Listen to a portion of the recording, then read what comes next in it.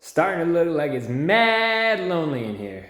I don't know what's going on with you. My name is Cameron, and I wanted to kind of showcase a little bit about what's going on in my life right now. Hope you'll enjoy the journey with me. So there's usually a TV that was here in relationship to the internet also being plugged in relationship to a couch that was all along here and another shoe rack that was over there. But now it's just kind of looking a little bare bones because of the fact that, and that's my chair.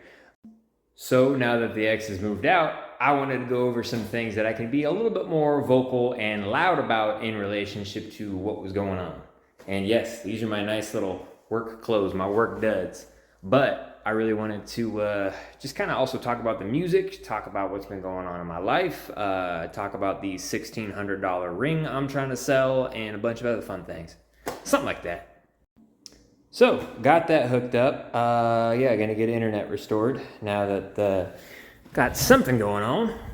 But there's a number of things that I wanted to talk about, so I kind of wanted to start like a new thing, like Slog through the brain fog. And that's just my way of being authentically myself, not trying to read and parse apart the Bible and like figure out what the hell is going on.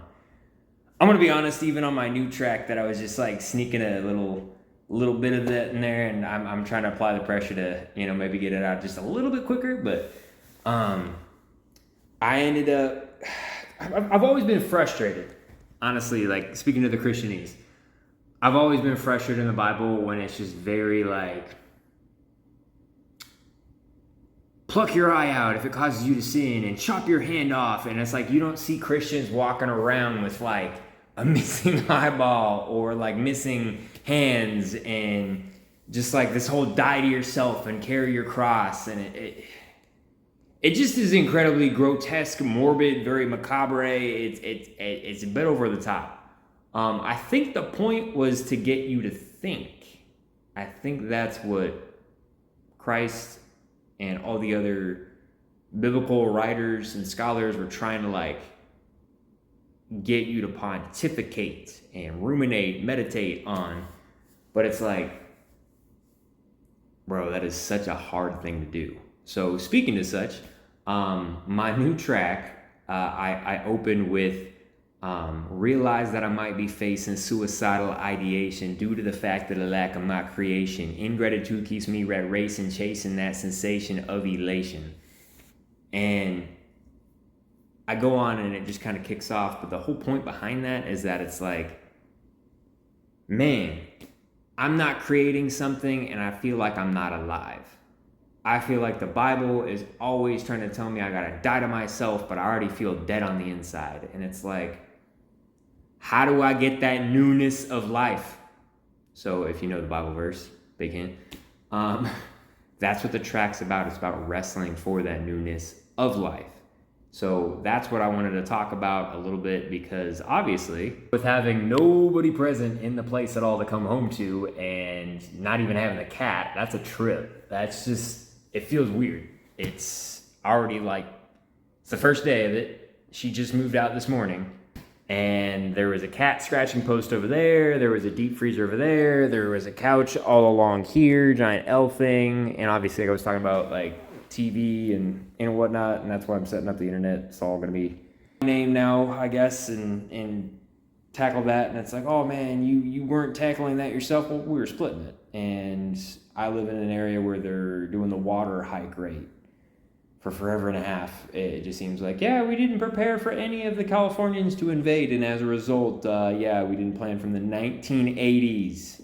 Yeah, thanks guys. So now I gotta keep paying a water hike increase every single year because you guys failed to plan. Thanks, appreciate that. So morons aside,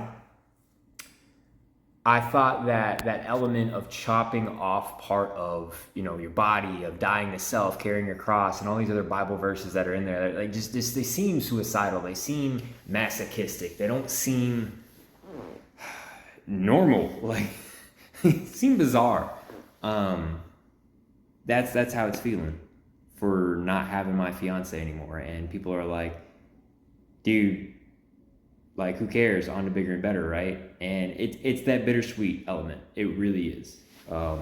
I just got it repaired today, So it was kind of messed up rolling around, and that was not having to do from the fiance or anything. That had to do with the way the people who designed the ring made it. So I could bash them and be like, oh yeah, don't buy from these people and did it. Dude, there's already enough bad blood in the sense of just the breakup, and I don't necessarily mean there's anything wrong between even me and her. Like, I gave her a hug and wished her all the best. Like, I still care about the person, but she's got to go through certain things. And for starters, she didn't want the last name, and it's like, if you don't want my last name, then what are you doing being in this relationship? Well, you know, a lot of people don't do that, but if you ask the reasoning why and the person can't produce one, that's sus. That's majorly sus. So, going back to the ring, let me see if I can get some paperwork here and not have my personal address showing.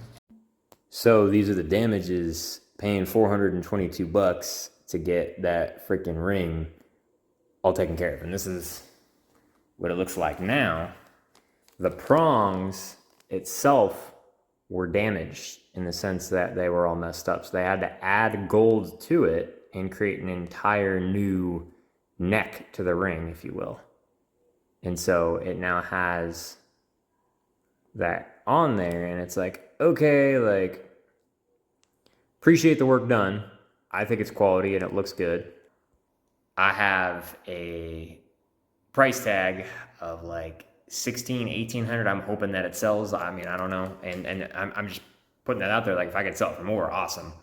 But that's just the trip, is it's like, okay, I gotta get all this in order to figure out, because it feels uncomfortable. It feels uncomfortable chopping off that part of you to like, hey, I want the ring back. Hey, we're gonna not do this anymore. I kind of wanted to get into a little bit of the relationship stuff with being respectful, because like I said, I still care about this person and I still want the best for her. I don't think I'm the best for her in the sense of what she needs right now, and I know it's just vague and ambiguous, but it's like, well, dude, you know, there are a thing in the veteran community as invisible wounds, and people have that too, and so it's like, okay, let's be respectful here in that sense. So that's just the way I want to put it. But talking to the things that I can speak on, it's like, if you're not ready for being in the relationship, don't say yes to the ring. Don't do that. And I could exacerbate it and make it where it's like, whoa, but nah, not classy, not a good look. What I do want to say is that I'm old school in that sense that it's like, you better be willing to take the last name. If you're not, then it don't have anything to do with me. Because to me, that's a rejection of identity. And I'm trying to be authentically myself. I'm trying to be fully sold out for Christ. I'm not always perfect at that.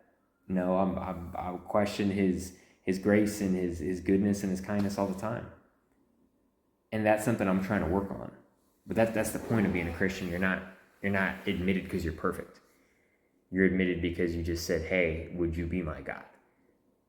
And I'm really hopeful that during this time frame, he can heal me, he can heal her, that there'll be better outcomes than if we would have stayed together, because it just unhealthy.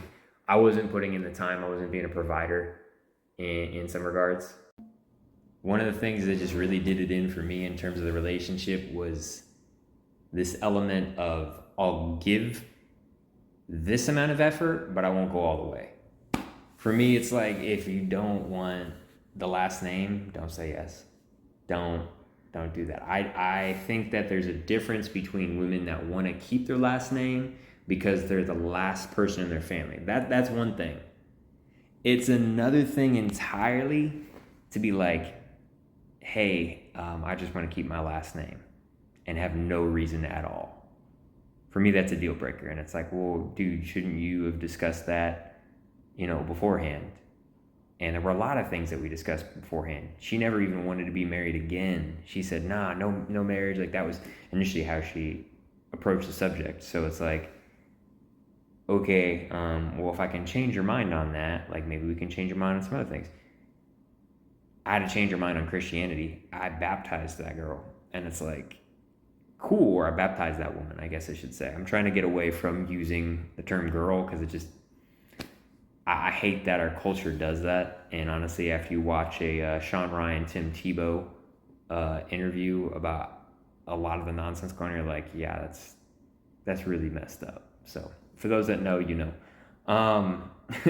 Tangent, but yeah, just going back to the details of it, like she didn't want to take the last name, and the other thing that I will discuss that doesn't involve like her stuff or is too personal is this element of like she was a speed reader. She had reading stamina. Reading stamina is amazing. It means you can blitz through a book and like nobody's business. You can just like book's done. So she had that capacity. She was really good at that, like stupid good. And I don't know, she didn't want to read the book that I wanted her to read, which the moment that we were like trying to do marriage after we'd been together and we're talking about it and trying to figure things out, I had told her three things: Dave Ramsey's Financial Peace University, premarital counseling, and love and respect. And she's like, cool, bet. And she only did two out of those three. The book, love and respect, is what she didn't do. And it's like, that should have been the easiest one of the bunch. That should have been the one that was like, you knocked it out of this park. Like, I'm just saying, out of anybody I've met in my life, anybody, she had it in the bag. She honestly did. So like, that's what irks me on it, where it's like, girl, like you had no excuse to like not read it. And at the end of the day, I'm willing to do every single thing with you that I'm requesting. That's the point. You do it together. So if there's anybody out there that's like, oh, you're ridiculous, like obviously I'm not going to take her last name, but I am willing to make compromises and sacrifices and do what's required of me as a man. And I think that's the crucial point. Is a lot of people just don't want to make sacrifices. People don't want to adjust their communication style. I was willing to go and do what needs to be done. If you've watched any of my other videos and stuff like that, you know I'm really big on Celebrate Recovery. I recently got like a 90-day chip. Yeah, I'm willing to work on myself to do what it takes. And that's what I was kind of finding, is some other people, at least for my circumstances, were not willing to do that.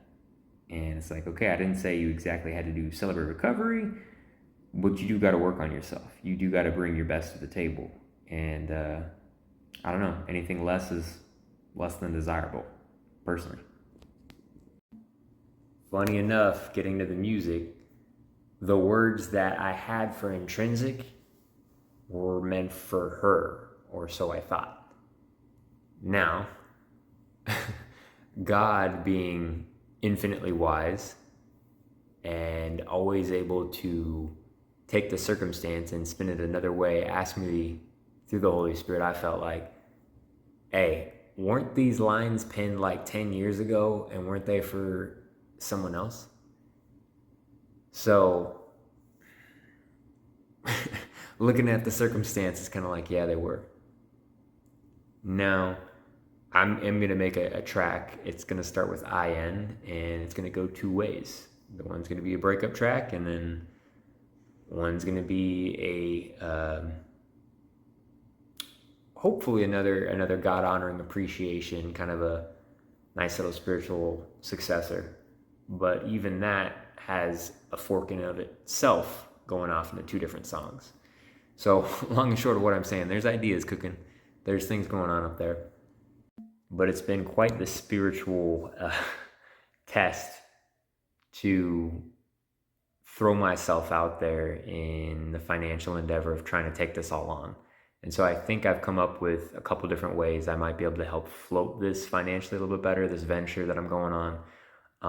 Right now I have TTIB is the name of the album that I've been working on, and there's 5 songs that have been publicly released. Susceptible is probably the one people are most familiar with, but Harvest is already finished. Now, I'm not trying to involve you guys necessarily in making my concerns your concerns, but I am trying to at least pull back the curtain enough to be like, hey, when you say, send me the track, what did you do to warrant the work for free? In other words, you don't go to a plumber and be like, hey, fix my plumbing. Like, you don't go to the person who like works on gutters and like, fix my gutters for free. And so that's the reality, is at the end of the day, there's a cost. It was $400 for me to do Harvest. And that's just the money out of pocket. That's not considering my time, my writing, my talent. And then people are like, bro, you on one and you saw $400, like who cares? Like that's just part of the cost of doing business. 1, 2, like, bro, there's probably not even a track. Really? Because it sounds like this. When I look back on who I tried to be, I see how you ignite a light in me, an undying vibrancy. Somehow my soul, it tries to hear your verses as lullabies. Iridescent dreaming seems to anodize. Your surpassing peace multiplies. So making sure everything is legit. $65 for the copyright. That's not expedited. You want to bribe them with more money to expedite it, you can. If you need to get with the pro and you need to do this and the paperwork and there's a lot that goes into it. There's a lot, but I've been studying people like Russ, and I've been studying people like John Bellion, and I've been studying people. I've been trying to network a little bit. I did get a nice little Christian hip hop encounter, if I'm being honest, and it was really cool. I went on this Zoom radio show and actually got to meet John Keith. So props to him. Congratulations on his newest album. If you have listened to it, John Bellion himself is on there. But I've been watching shows like The Writer's Is or the Manager's Playbook. So I'm trying to learn what I can, and then also Top Music Attorney. So I've been trying to pick up what business acumen I can, and it's an endeavor. It's a struggle, but I'm just saying that I think that a lot of people are not aware of what goes into requesting your stuff to be legitimate, between the time, the effort, the energy, and then all the paperwork and the filings and the everything. So I'm just saying it costs money. That $400 wasn't even considering copyrights. That was for the exclusivity of the track. And you're like, well, why would you even bother to file for exclusive? And it's like, because I want the exclusive rights behind the track. I don't get any rights if I don't do that. I either have to make it 100%er, like Russ, where he's making the production, or I have to go to somebody who actually makes it the way that I want it. So with that in mind, and it's like, well, why would you do exclusives and you're dumb and It has to do with publishing and mechanical rights and all this stuff. And it's like, I'm just saying, you guys don't need to know the business end of things, but if there's a reason why the music might not be on a platform in the future, it might be because I'm structuring things so that way I can be financially set up to succeed. And that's ultimately what this is about. I want to be able to succeed. I want to bring more music to the game. I want to have more albums. I mean, for one of the concepts, I've HDHS, that's the second idea of the album, and it was just a concept that I came up with of like, well, just posing a question myself. Now, I purposely am keeping them acronyms because I want when people listen to the album, they understand what the acronym is. So I don't just throw out TTIB and HDHS and they're like, well, why do you keep throwing out acronyms? It's because it's part of the story, part of unpacking my life, part of my thought process, part of what's going on.